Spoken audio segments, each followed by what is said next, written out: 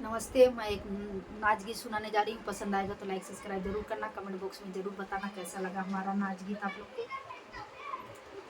सुंदर नार गगरिया भरब कैसे, सुंदर नार गगरिया भरब कैसे, वही रे कुअनवा पे ससुरु का डेरा, वही रे कुअनवा पे ससुरु का डेरा, वही रे कुअनवा पे ससुरु का डेरा।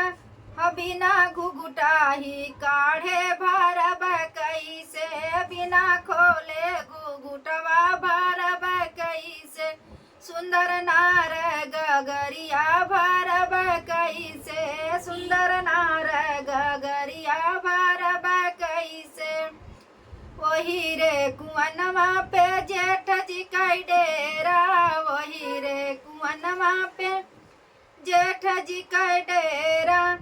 बिना छुए कुअनवा भरब कैसे, बिना छुए कुअनवा भरब कैसे, सुंदर नार गगरिया भरब कैसे, सुंदर नार गगरिया भरब कैसे, वही रे कुअनवा पे देवर का डेरा, वही रे कुअनवा पे देवर जी का डेरा।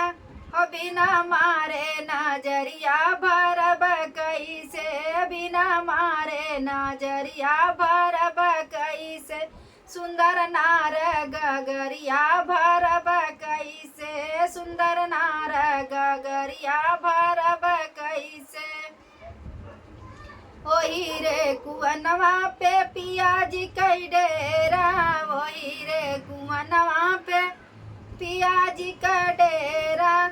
बिना लागे बिना लागे से जरिया सोवब कैसे, बिना लागे से जरिया सोवब कैसे, सुंदर नार गगरिया भरब कैसे, सुंदर नार गगरिया भरब कैसे।